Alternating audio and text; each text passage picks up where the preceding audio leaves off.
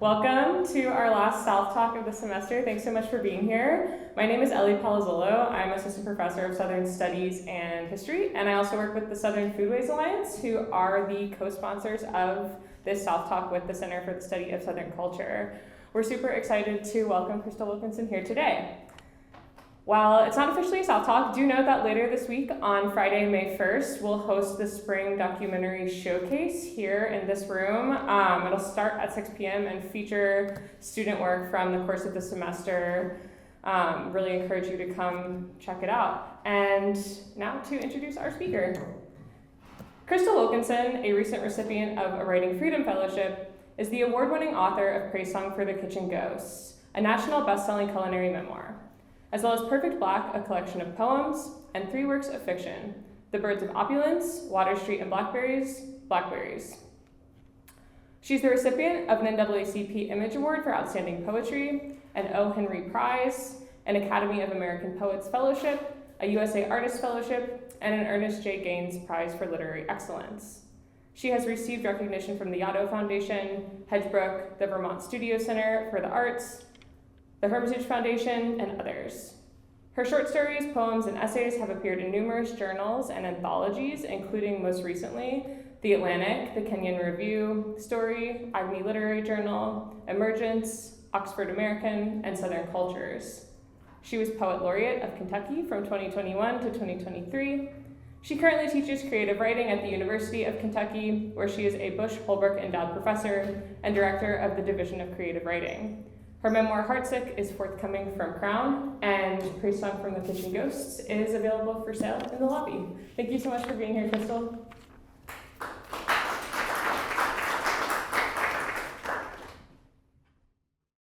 Thank you, Elise. Thank you to the Southern Studies folks and the Foodways folks and the Kentucky folks and the Southern folks, and thank you all for coming. This is the last week of classes, I hear. So it's a big deal that y'all are here and not in bed or curled in a ball or celebrating. So I appreciate it. I thought what I would do before I wrote this book, which this talk will center around. I have been for a long time a poet and a fiction writer and an essayist. And it took a critic to tell me that, oh, you write a lot about food. And I said, do I? Do I write a lot about food? And it took Ronnie Lundy, I don't know if you all know who that is, but she's a friend now and someone I admired for a long time. I've been sort of in and out of the food world, mostly eating, and sort of writing about culture through the lens of food and not realizing that that's what I was doing, or not doing it intentionally, because I believe that, food is place, food is culture, food is heritage, food is inheritance. So when I write about my people, I write about Black rural Southern people, Black Appalachian people, and of course, there's always food. There has to always be food. I do believe that food is also the great unifier. There's no other way, no better way at least, for people to communicate than to sit over a meal, talk about what's being served, and start sharing their stories. Before here lately, I've always said that any problems that we have in this country and really in the world could be resolved if people were willing to sit down and break bread and just have some conversations. I don't know, that feels very old school in today's time, but I'm still keeping hope alive. I thought that I would begin today, one of my sheroes, and she was a good friend, is Bell Hooks.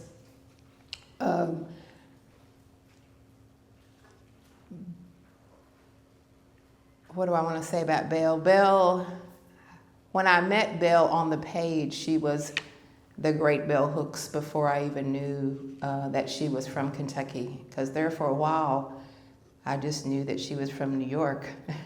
I didn't know that she was hailed from Kentucky.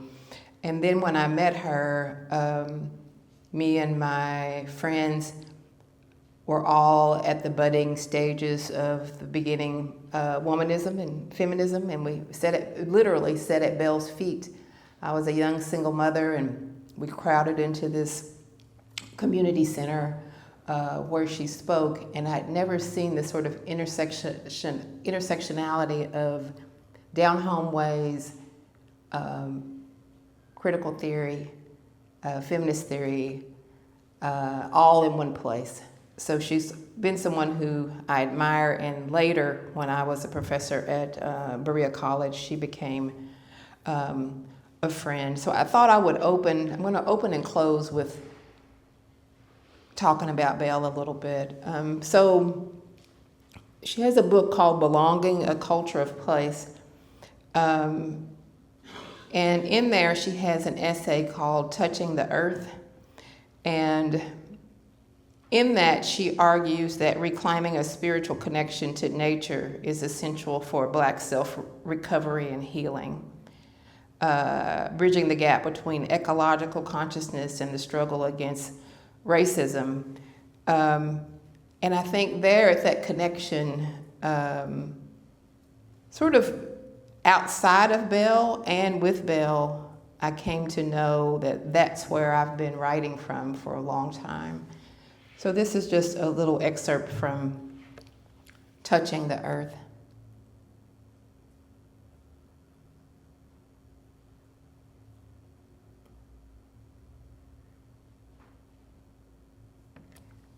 When we love the earth, we are able to love ourselves more fully. I believe this.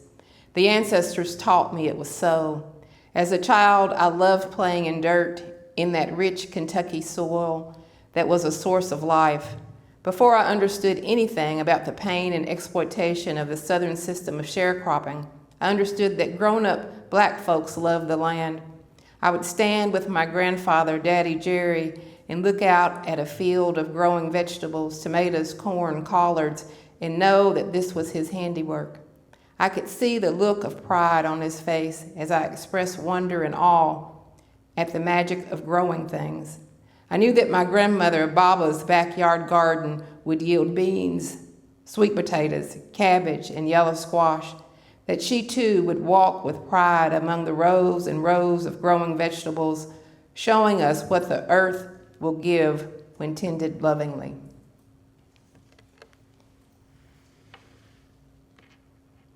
People are always surprised that Black people reside in the hills of Appalachia.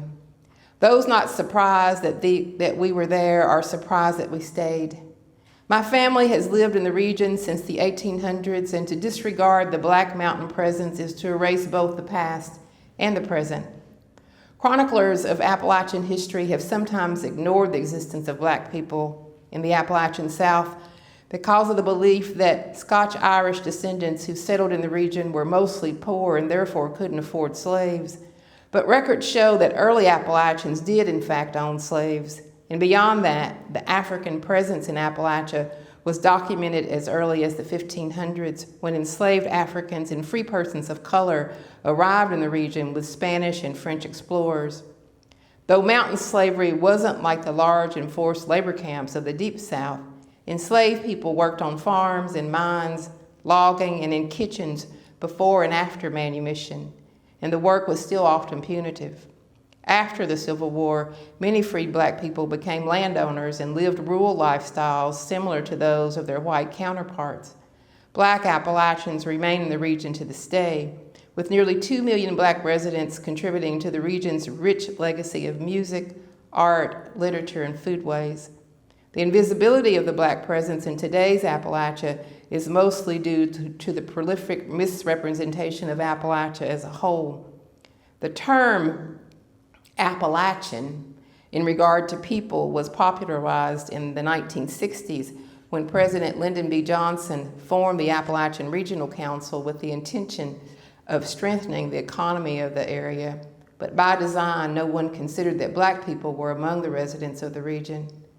When Frank X. Walker founded the Afro-Latin Poets, a writing group that I've been a part of for 30 years, he discovered an entry in a dictionary that emphatically stated that Appalachians were, quote, white people indigenous to the Appalachian region, end quote.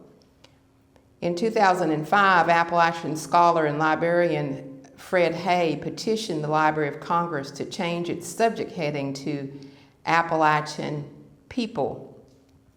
Prior to that, anyone searching for archival information about the people of my region within the Library of Congress system had to type in the term mountain whites. And even today, dictionary.com says an Appalachian is a native or inhabitant of Appalachia, especially one of predominantly Scotch, Irish, English, or German ancestry. No mention of indigenous or Black people. While the rampant stereotype of the white hillbilly remains, Black people have always been of these hills, and I really needed to look no further than my own family as proof. My family has lived for 5 generations in the hills of Casey County, Kentucky, in a little hamlet called Indian Creek. Our home place was cradled by tree-covered hills in the south-central part of the state at the head of Green River.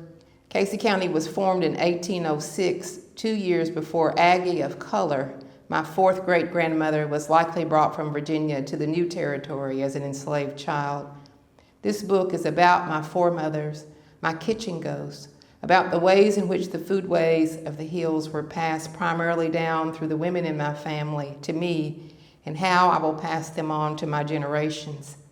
The concept of the kitchen ghost came to me years ago when I realized that my ancestors are always with me, and that the women are most present when I'm chopping or stirring or standing at the stove. The art of cooking and engaging with my kitchen ghost made me realize that food is never just about the present.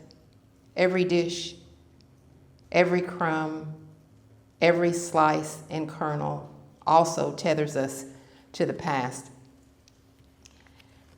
And so part of what this book does is kind of works me through that idea. And again, Ronnie was one of the first people that says, oh, you know, and Ronnie has written some essays about my work and the use of food. So she's looked at my poetry and my fiction. And so a few years ago, I was commissioned by Emergence Magazine to write about food and my ancestors. So I was at a writing retreat and I was like, oh gosh, I should be working on my novel, this thing. So I wrote a braided essay called Praisesong for the Kitchen Ghost. And Ronnie called me and said she'd been carrying it around like a Bible. She was like, you need to write about food in a really direct way. And I said, no, that's your lane. You stay over there in your lane. My lane is fiction and poetry. I'm going to stay over here. And so every so often she'd call or she'd send me an email and she'd say, you thought about writing that book about food? And I'd say, no, I haven't. And so, as Southern people are stubborn, she persisted. I too persisted in not doing this thing.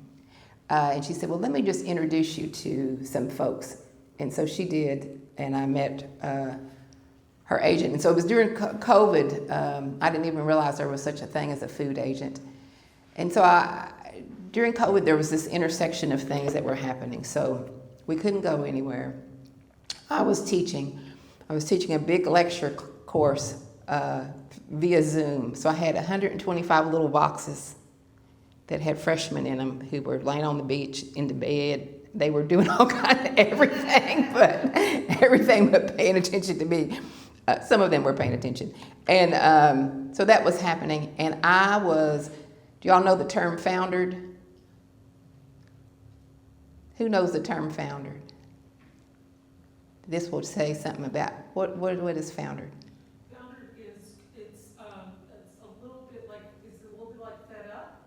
Like you've had as much of a thing as you can take. Yeah, well, Yeah, that, and it's also like a term, a veterinarian term. Like horses, cows really can get foundered. Like they can eat so much that they can die from overeating.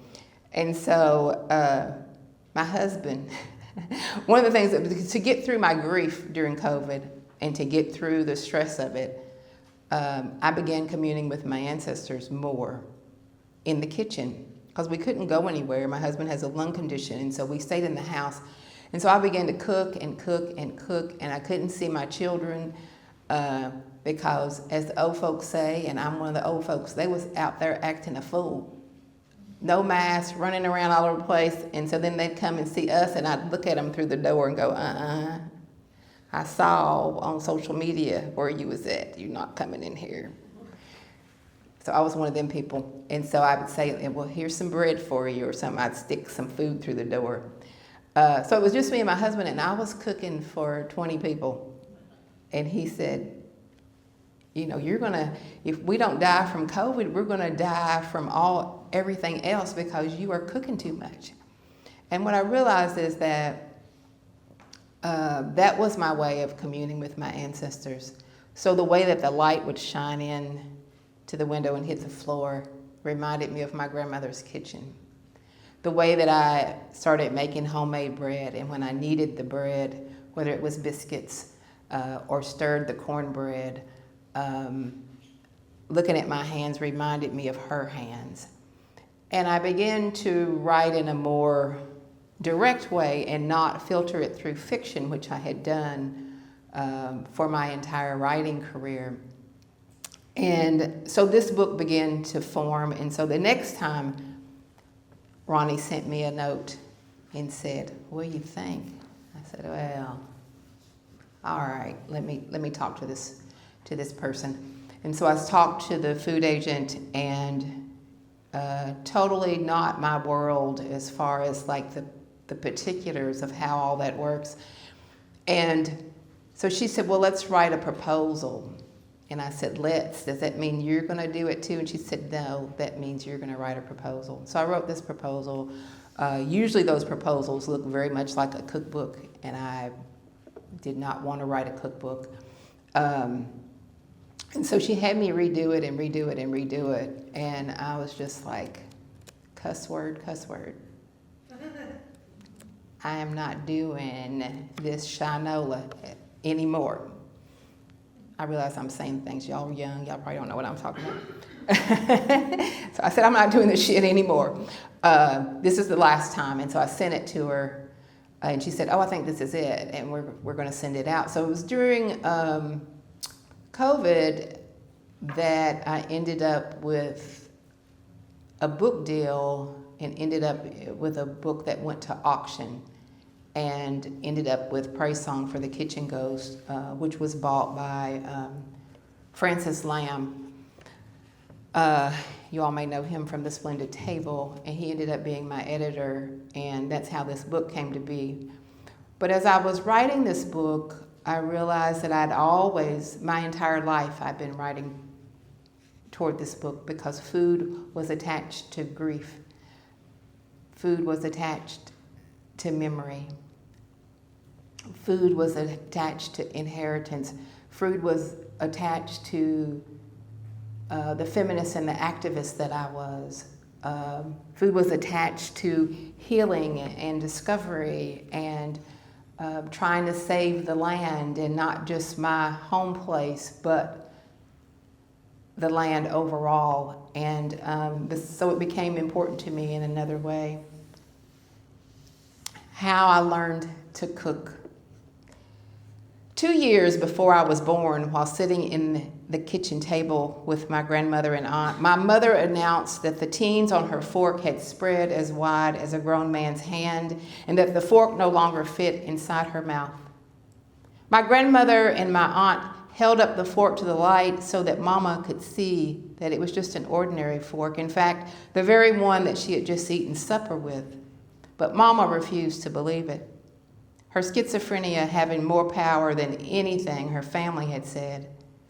I imagine this moment often The women who would shape the woman I'd become, sitting at the very table in my grandmother's kitchen where I would receive all my lessons, their heads bowed, their eyes wide in wonder, trying to rid Mama of the notion of the magical fork.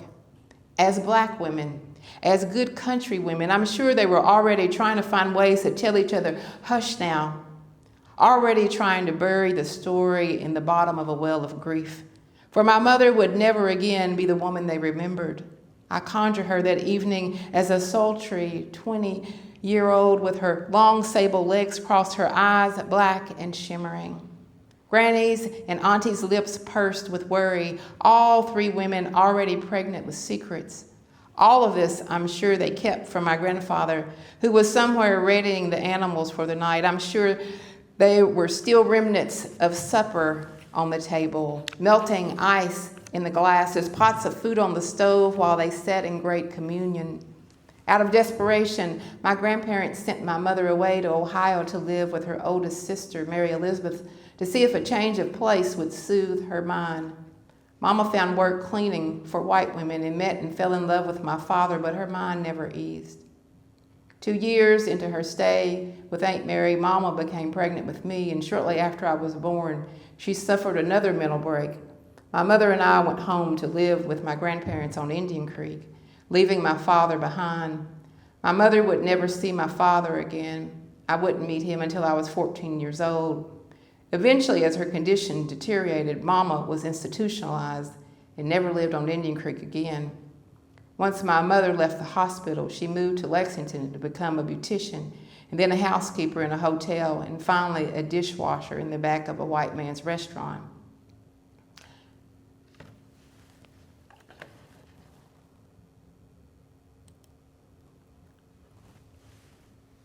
You all see some of the people that I'm talking about behind me.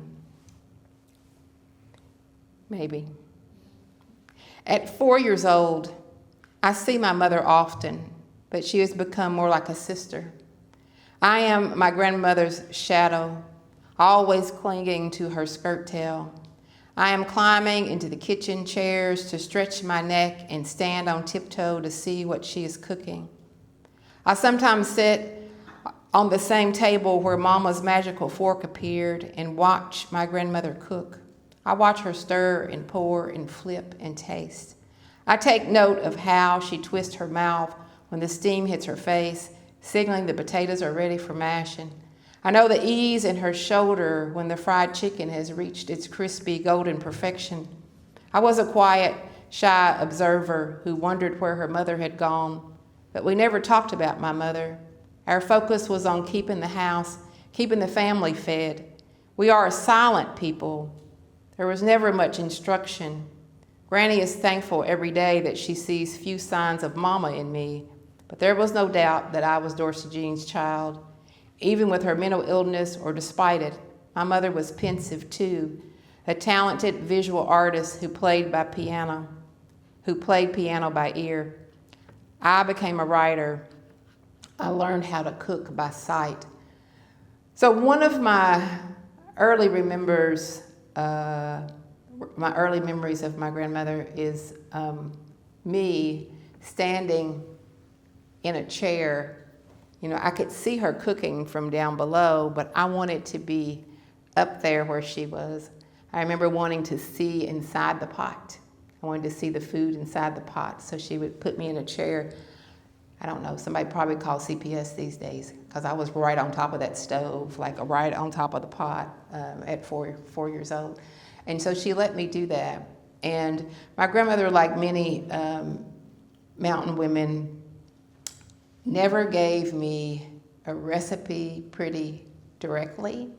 So early on, I became a chronicler and started writing things down when I got old enough, because if you ask my grandmother, you know, how do you make biscuits, Granny? She'd say, reach down in there and get that yellow bowl. You know, put you some flour in. Well, how much? That's enough. You know, it's kind of like that thing of like, stop when the ancestors tell you to. And so I began to document the the food, not even knowing that that's what I was doing. I was very quiet and very shy, and I began to write things down as I would watch her make them. And so over the course of time, I ended up with a lot of her recipes, and a lot of them appear in this book.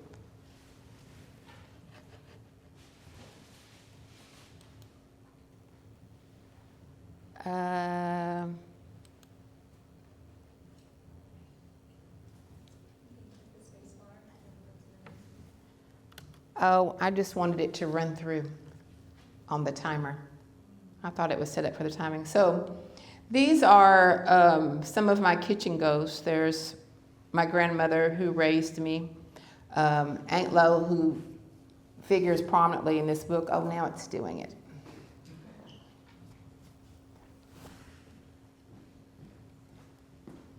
Aunt Lo, Patsy Rife, who's an ancestor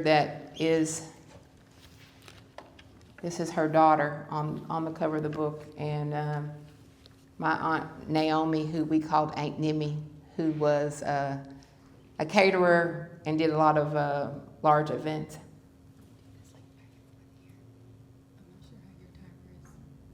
Okay, I just want it to do its thing. It only wants to do it when I don't want it to. I'm going to read just a couple more pieces. Are y'all doing okay?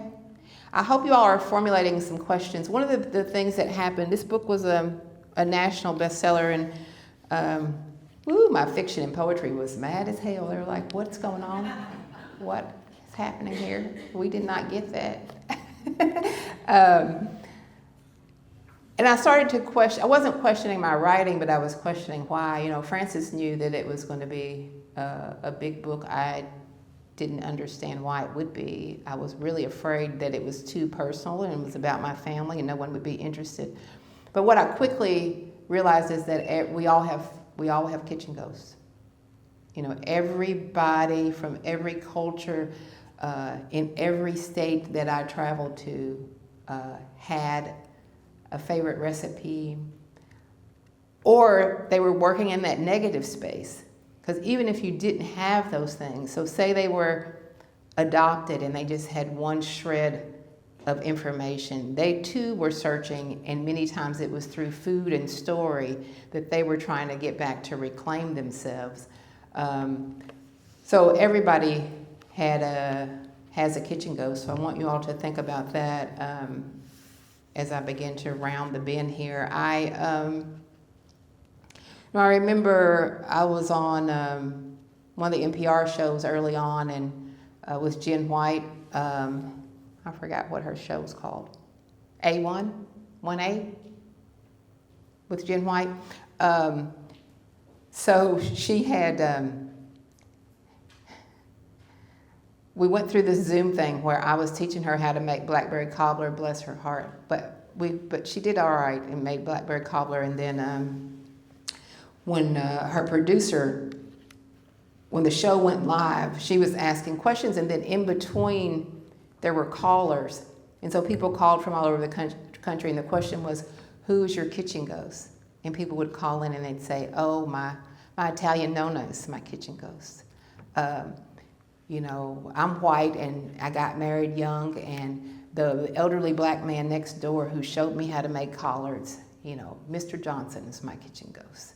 And so forth and so on. Everybody had a story. One of the most prominent things I remember is a man and said that he was searching for a recipe, and he was trying to recreate his mother's recipe, and he said she had an egg, a potato, and some broth, and he said that was the best soup I'd ever eaten, and I cannot figure out how to make it. And so as these callers were calling, Jen would ask me a question, and I couldn't even concentrate because I was concentrating on the stories of the callers. And that particular one broke my heart because I realized that memory in connection with food amps it all up. People say, well, I've been trying for years to make my grandmother's cake. I just can't do it. And I say to them, you will never do it. The food of your childhood, you will never be able to create it for two reasons. One, the memory is always stronger than the actual food. And two, you cannot go back to 1940 and get the same ingredients that your grandmother did. Your milk does not come from the cow that's, over in the field. Your butter doesn't come from that cow. When you're making your biscuits, your lard does not come. You probably don't use lard. I don't anymore. But your lard does not come from the pig that's back in the pig pen. Like, we cannot do that. But I think even stronger is the memory of it is always better. And I was thinking about that man, and I was thinking that one generation's struggle food becomes the next generation's comfort food. We have those memories, and the memory is always stronger and better than the actual food. And I was thinking about how hunger played a role in his life. So I'll read a few more passages. My grandmother, like many women from Appalachia, called the meal in the middle of the day dinner. I remember chicken and dumplings, pot roast, or peas and pork chops. Sometimes there were brown beans, vegetable soup, or chili, fried corn fresh from the garden. Sometimes she placed a salad in the middle of the table in a brown wooden bowl. There was always cornbread and rolls. There was always pie. Granny always set the table. My grandfather always led us in prayer. My grandmother fetched water from the well. She slopped the hogs, canned vegetables, and stored them in the cellar, fed chickens, milked cows, shucked corn. But there were always 3 meals on that table, precise, orderly, and delicious. Supper in my childhood was on the table by 6 in the evening. Lamb fries, frog legs, fried whiting or catfish, neck bones, fried chicken livers or gizzards, corn pudding, tall glasses of water plucked from the well or sweet iced tea, biscuits topped with rhubarb, butter, and sugar. After supper, we'd watch TV. Sometimes I ventured out to catch June bugs or lightning bugs in a mason jar. My grandfather nodded in the reclining chair. My grandmother quilted, sewed clothes for herself and me, but always had her eye on something in the oven. Bread, a pie for our preacher, or someone whose loved one had done crossed over. I read books. I learned. I waited. There was always something dead in the kitchen. On occasion, a squirrel or a rabbit shot and skinned, a bucket of recently caught fish, a chicken with feathers who I had given a name. I remember an entire hog's head in a galvanized tub, its tongue sticking out. My grandparents hoisted the tub with the hog's head up on the stove. It covered all 4 burners. After it simmered nearly all day, my grandmother made souse.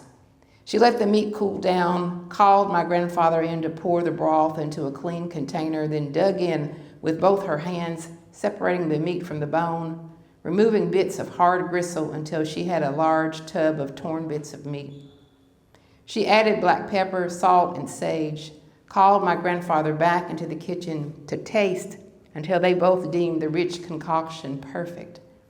My grandmother's souse was never spicy with red pepper or sour with vinegar, like modern hoghead cheese I've tasted. I remember making a meal of it while it was warm. My grandmother placed the meat in loaf pans, then poured cups of the collagen-rich broth back over the meat and allowed it to chill overnight. The next morning, she battered and fried a few slices for breakfast, or we'd eat it as a lunch meat with bread or crackers. Modern palates might call souse a form of aspic or pate.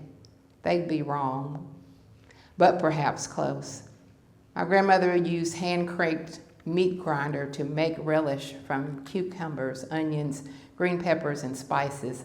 By nightfall, the hills, the knobs, the fields belonged to nature, but inside, we were safe and warm and fed.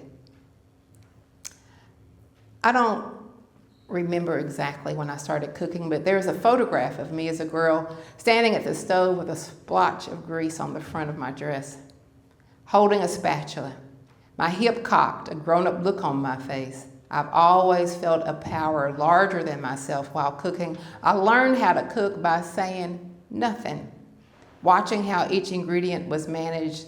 But so much of the art of cooking lies in the body.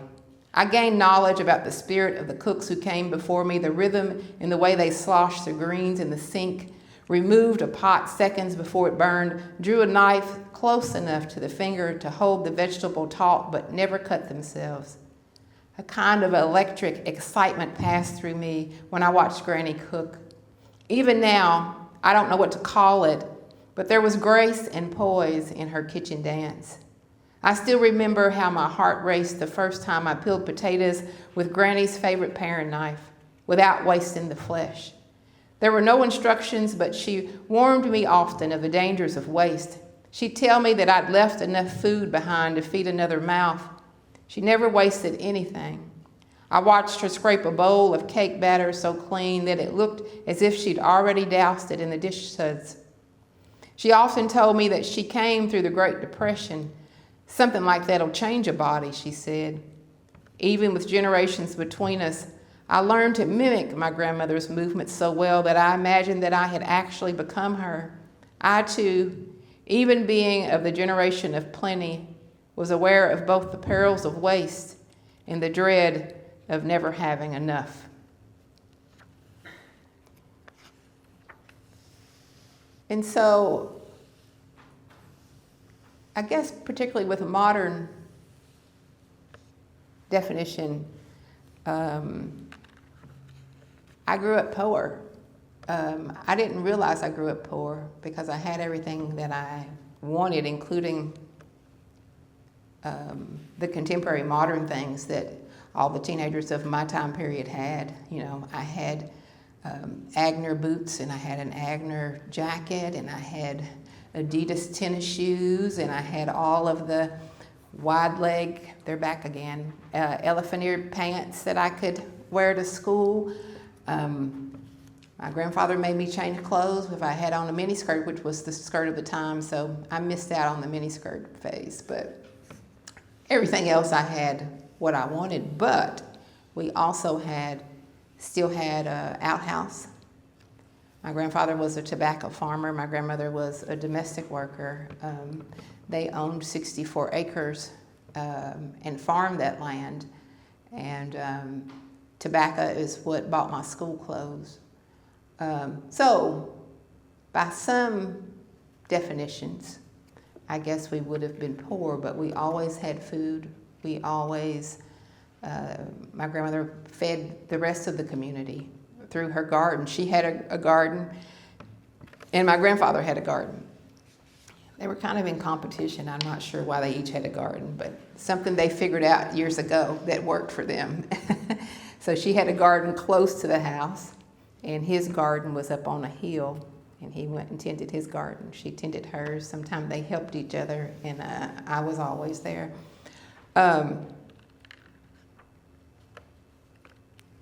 So there's a whole chapter in here about being out in the wild. And in all my years since I've left home and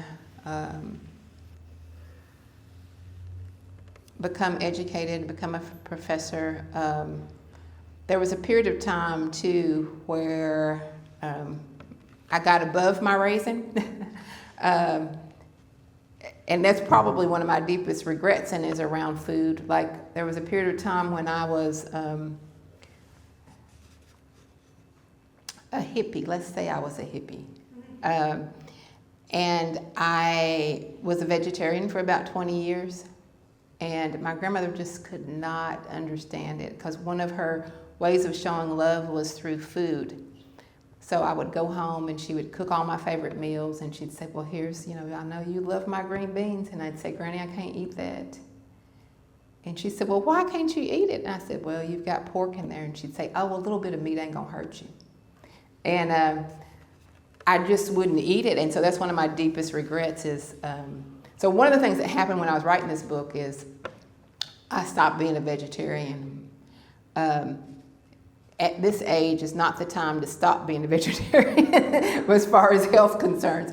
But I started eating everything. Now, I did not eat offal. Like, I have not gone back that far. You will not, I would not eat chitlins. But I did run all over the state trying to find a South's recipe. My students were even bringing me South's, and I was kind of doing the thing I just talked about, like my memory of it. And so my students would bring me these, it's a wonder if we all did not die, because I don't know where they got this stuff from, but they'd bring me something wrapped up in a Kroger sack or Reynolds wrap, and they'd say, try this. And I'd pinch off a little bit and go, that's not it. That's not the taste I'm looking for. I went to the Amish, I went to various stores and meet people around the state. And they'd say, I've got it. This is an old-fashioned recipe right here. And I'd try it and go, that's not it either. So that thing about memory. The other thing that I've done with food in this book is Saidiya Hartman talks about critical fabulation. So because of the period of enslavement in my family, there's lots of books about foodways and lots of research that's been done. But when I wanted to speak about my own family, the records only took me so far. So many times in this book, I've used sort of my skill as a fiction writer to step into the bodies of my ancestors. And I think I'll just read a little piece from that, and then I hope you all have, and then I'll close with another bell hook paragraph, and then I hope you all will have questions. Actually, I'll read two little pieces where my ancestors were speaking. One hot night on a writing retreat in Florida, I woke up crying. Though she has been gone for more than 250 years, I could hear Grandma Aggie's voice, urgent and persistent. She says, we slept on the corner of the kitchen. The kitchen smelled of fried meat, copper, and salt. And in the corner where we slept, the air was humid. I felt nauseous. In the wee hours of the morning before the plantation stirred, I lay half asleep, swiping at gnats swarming at the corners of my eyes and sweating through my dress. It was in those minutes between sleep and wake that I heard my mother singing my name, though she wasn't calling to me in your language. The sound of her voice floated into the window like a feather, and then took wings like a bird and flew in a circle around my head before it disappeared up toward the rafters while I lay there in the dark. We take the buckets and draw the water from the well. We empty the slop jars. We gather eggs from the hen house and a bit of jowl from the smokehouse. We render fat for the biscuits and for the soap. We gather stored ashes and make lye soap. We sew Mrs. a dress, but she wants one more fine, so we give a knapsack to David to take down to the Bowman's place for Sally to fix. We draw more water from the well and build a fire in the backyard for washing. We boil the clothes in lye soap, hang the clothes on the line. We fold the clothes. We pick vegetables from the garden. We pick worms off the tobacco before Marse Bowman sends his field hands to help. We milk the cows. We churn the butter. We feed the chickens. We slop the hogs. Up in the night, we pick a mess of beans from our little garden, fry up some hoe cakes from our own rations, and eat a little bit for ourselves. We cook. We share our food. We cook. We share our food. We heal. I know that women in my family have been kitchen ghosts for centuries, peeping over the shoulders of our daughters and granddaughters and sons and grandsons, saying, just a little bit more. Turn your fire down. Not too much salt. Please have some. We have plenty. And I imagine myself many years from now standing in my great-grandchildren's kitchens, nodding my head as they cook, whispering in their ears, that's right. You keep it up. We will always have plenty.